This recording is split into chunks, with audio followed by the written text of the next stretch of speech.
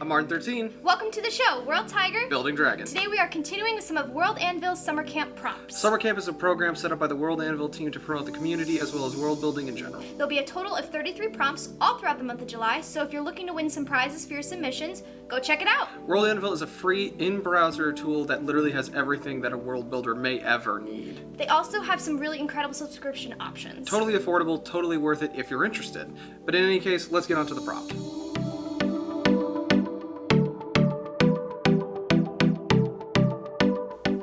What is the prompt? Today we have to describe a celestial body or a constellation from our world. Okay. Which one are you going with? I'm going tried and true with Theatrim. Okay. And you? I'm gonna go Ellecrid. We'll figure this one out.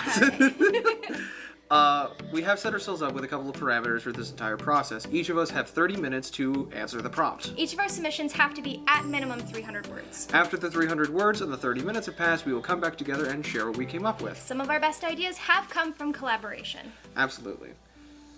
All right, let's figure this one out. Right. You're better at this than I am. We're gonna go figure this out. Time escape!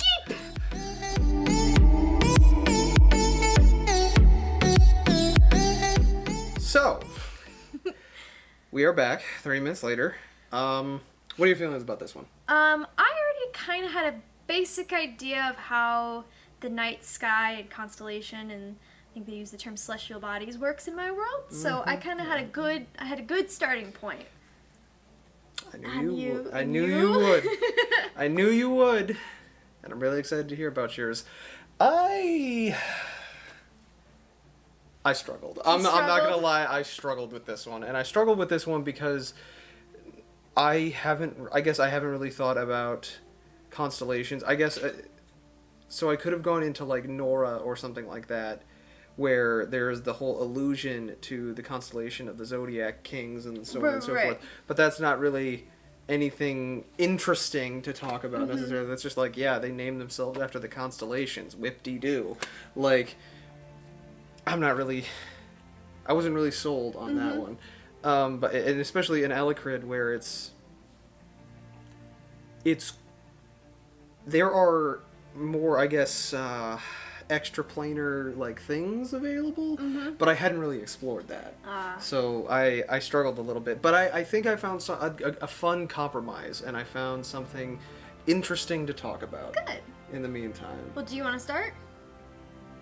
Sure, let's start with my crap one, No. and then we'll go to your awesome one, because I'm almost positive, I hope, she's told me a little bit about her stuff, and it's real nice.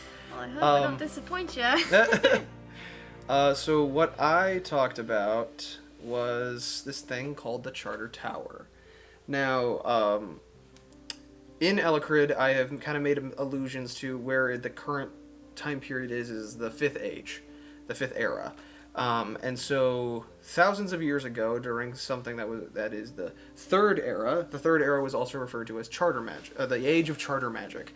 Charter Magic is this like weird pseudo-technology kind of magic that has utterly been... It is not available in the current standing because of plotline nonsense that I have worked out to a degree, but it's not important for this. So I had this idea, because it had to be some sort of a heavenly body or some sort of extraplanar situation. I was like, cool, so how about a tower that they sent up into the atmosphere as like a satellite, or as basically the image that kept coming to mind was the Watchtower from Justice League. Okay. So basically they sent up this tower, they sent up this structure that they built like completely in secret. They didn't tell anybody else. It was built by the Elven Imperium. They told nobody else. It was like so like locked down, airtight. They built this large structure and then sent it orbital, and it's orbiting around Ellecrid. Of course, the things that I kind of go into here is the fact that in terms of the geography, it is a structural tower. Built out of, I haven't put this detail in, but now that I'm thinking about it more, built out of a mountain, more than likely, so they used just all of the resources there and created this tower. And it has domestic and lodging floors for all the people that lived and worked on the tower. It has all of the floors and areas for the work to take place, whether that is more hard labor or just like office work or whatever. They have floors designated for that. But then the other things that they have in these records, and again, records of the Third Age are minimal to none. Right, Like nobody has this information. So this is basically going off of records that they could scrounge together, that is, like, again, kept in secret by the Elven Imperium. They don't want anyone to know about this thing. So there's there are like military platforms, like weapons platforms on this thing. There is a forum for like social congregation and so on and so forth.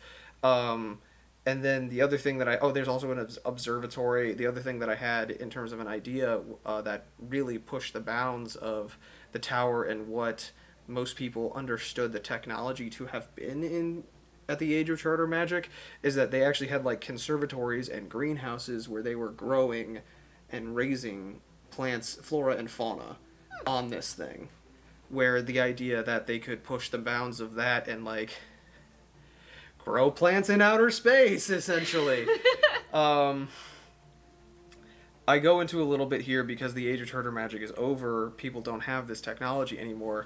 That since the ley lines were cut, the ley lines being the things that connected charter magic, since they were cut, there has been zero communication or contact with the tower since that age. Wait, so there were still people up there? Yeah. Oh. Nobody knows what happened to them. And a lot of people, like, a thing that I did, I do this a lot, and it's kind of the mystery, I guess, and the mystique of Ellecrid in my writing of it, is the fact that, like, yes, there were people up there. There were people living and functioning up there with charter magic, but then the charter magic got cut off, and nobody has any idea what's going on. The people that knew about it have no idea. Most of the people that knew about it have either forgotten about it or refused to believe that it exists. Like I talk about in here, that the scholarly types, the few scholarly types that know about the tower, there are even fewer that believe that it actually exists. Like they think that it was just a thought, like an idea. They have blueprints that they looked at. It's like, okay, so they had the idea to do this, but they never did this. The tower is such this weird thing that nobody really knows about whether or not it's real or not, and nobody's been up to the outer space to check because nobody has that technology. Nobody can do that anymore because the ley lines have been cut. So yeah, That's terrifying. I've just got this floating tower in the middle of That's space now. Terrifying. Well, I mean, oh gosh, if someone goes up there, then they have access to all that charter magic, and Well, then here's the question that I pose, or I want to pose with this. The fear that a lot of people have is that the people that were up there, the only way that that place was being sustained was through charter magic. yeah. And if the charter magic got cut off, then so did their life support. So is it just a mausoleum that's floating in space at this point, or what is going on? Maybe they found their own charter magic source? Or maybe because, despite the fact that it got cut off there, they could sustain it themselves. Who knows? I have no idea. I haven't gotten that far. I literally sat there for about 9 minutes thinking that I was going to talk about an asteroid or about some constellation or a red dwarf. And I was like, How about a tower? How about a tower? I can't imagine someone just in Ellecrid, looking up into the sky. Maybe they've got their own observatory at this point. They're looking up into the sky and they're just having a grand old time. They look, is that a tower? Is that a tower? And they're motioning for their buddy to oh, look at this. And by that point, it's already gone and they can never find it. And they're like, I swear, there was a tower. There was a tower, a literal tower. It was up there. I saw it. I was like, okay, sure, man. So I have We believe you. So I have this really crazy idea for what could potentially be going on at the tower, because the easy answer to it is that everyone died and there's nothing up there anymore and it's just a barren mausoleum. But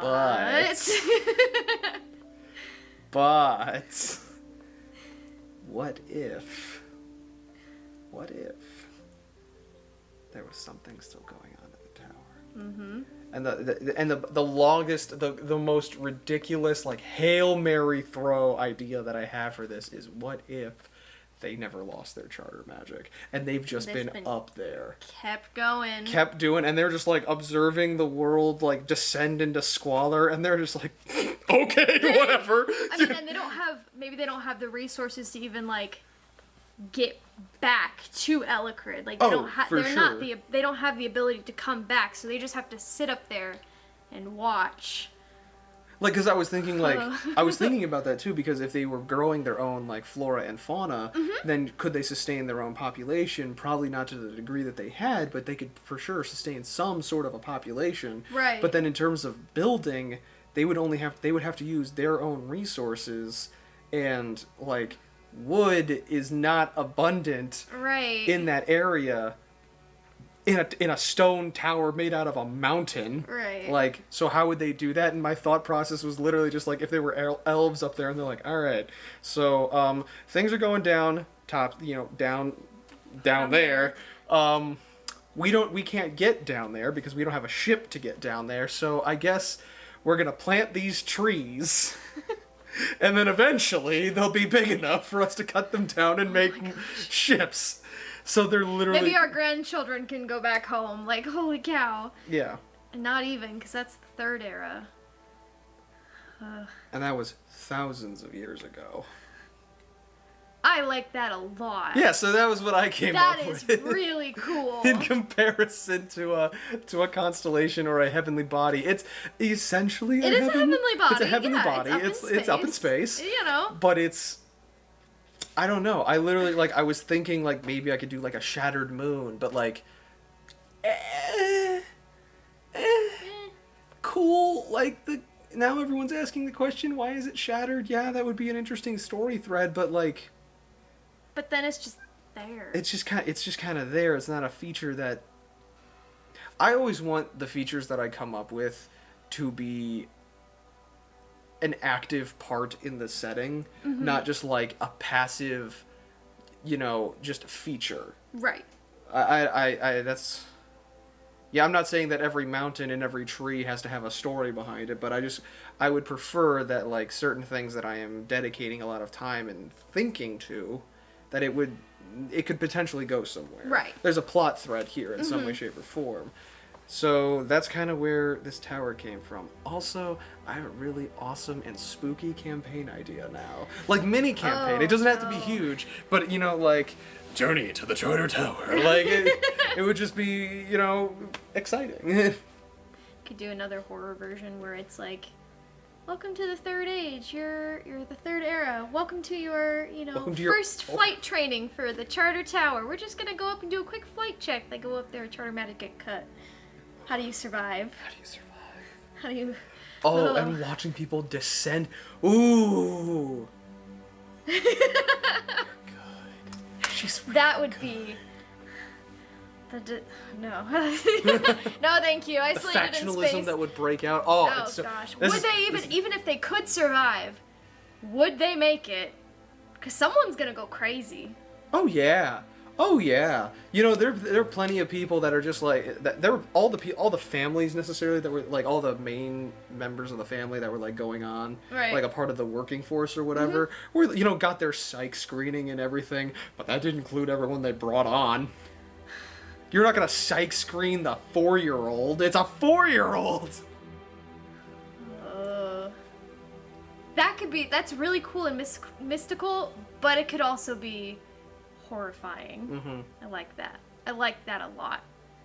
So that's what I came up Right. with. Well, in comparison to mine, I just made pretty stars. So, for mine, in my world, one of the goddess of beauty, and that's mostly her domain. Beauty and love is Vasarya. And one of her, in all the ways that she is depicted, either it is through statues, art, even through if they're doing a production where they feature Vasarya, she's always has a veil covering her face. And so in the skies of Theatrim, if you are in the country of Rodineth and you look up into the night sky, you can see this streak of light through the sky, and it's called the Veil, or Vasarya's Veil. It's really pretty in the sky. Since the invention of telescopes and all that stuff is invented in my world at this current time. If you look up, you can see there are 15 stars. I go into a bit about like it's stretching from the north to the south. I kind of really just went into what it would look like if you're sitting on Theatrim looking up into the sky, what that would entail. That's about it. Honestly, how did you formulate yours? Or not formulate, format yours? Because the way that they have it kind of set up, you know, it talks about the geography, the history. How did you format yours in terms of your explanations here and there? Did a lot of mine in geography, which I split into two sections. One section was looking at it with the naked eye when you're in Road F, looking up into the sky, and then with a telescope, what you would actually see, which would be these vibrant maroon stars that kind of form a chain across the sky. And with the telescope, you can kind of see the way that they are formed and how far away they are from each other. It almost looks like the colors are bending and twisting, like a light fabric is being moved through, kind of through the galaxy. And so I did have a moment where I was able to go into tourism, talking about like you can't visit this place, but what the residents of this country of Rodenef will do is that they will all meet. There'll be like a pilgrimage during the honoring of Vasarya during one of her holidays. They will all gather together and be able to see that constellation when it's at its brightest. I was also able to go through a bit in the vignette about like in astrology, those that are born under Vasarya's light or Vasarya's veil are said to be beautiful, humble, and honored for their entire lives. They are supposedly exceptional matches to those that are born underneath the golden bear, but they don't match well with those that are born underneath the sickle, hammer, or serpent constellations. So going into a bit of just world building astrology and what people would think that those matches would be like. There were, since in World Anvil this is described as a geographical location, I saw a lot of areas where I was like, I wanted to dive into that, but for a constellation I can't go necessarily into the history of a constellation without just being like, it's been there for thousands and thousands of years. I guess in that way it would be us taking the creative liberty to say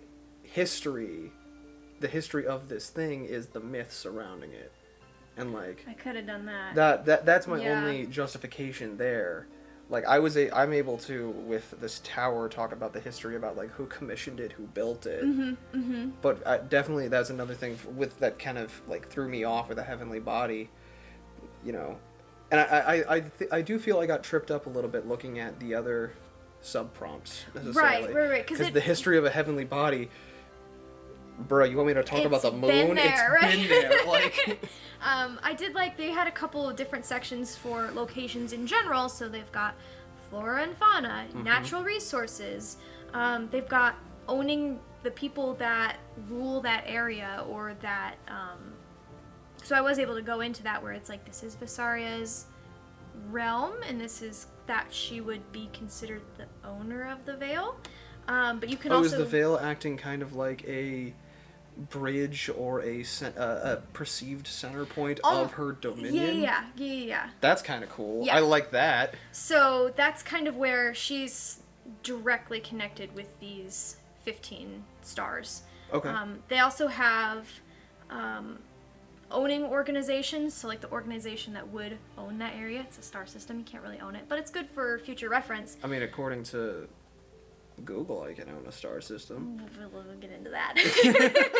But they also had an option underneath owning organizations, which was organizations contesting ownership for the location. Ooh. So that's cool for future reference, knowing that if I have a piece of a location that I'm trying to flesh out in World Anvil, I can have, like, this is the current owner of this location. Here are all the sub-guilds that are trying to go for it. That's really cool. I didn't pay too terribly much attention to that bit, but that's really cool. Maybe not necessarily for a heavenly body. Not quite. Unless we're getting into more like Star Trek-y Star Wars kind of situations, which we could. But like, that's not what... Not for Theatrim. That's not the world that this is built for. Yeah. But we're building very much for high fantasy style settings and... excuse me. But yeah. And again, it's a high fantasy setting, and I don't know... There are points that we could be extraplanar and extraterrestrial, but like, I don't really have... I'm not trying to say that I don't have the space to do that, but I don't... There's so much to develop in the world, and then thinking about outside world building is just like... That's a lot. Well, you didn't mention the moons. I didn't mention the moons. There are 8 moons in Theatrim, and I could have gone for that, but I wanted to challenge myself with something different today, so... Eventually, I'll have her talk about the moons. They will come up. It's wild. But yeah, that's pretty much all I had. I had 15 pretty stars all in a row. Nice. I have a horror tower. A horror tower hanging in the sky. Oh, God. But that's all I got. Yeah, that's all I got. Awesome. This was a fun one. I liked it. Once I got into it, I liked it. Yeah, once I got into it, I definitely liked it. It was definitely challenging there at the beginning, but it grew on me. It grew on me. I don't know what's growing on that, but it grew. Oh, gosh. Thank you guys so much for joining us today. Let us know in the comments below something that you liked about today's video or an idea that you're willing to share. If you enjoyed today's video, please make sure to hit all those buttons that everyone else bugs you about. And go check out World Anvil if you're interested. You guys have been great. I'm Kat. I'm Arden13 and I'm still waiting on that ramen. We'll see you next time. Bye! Bye!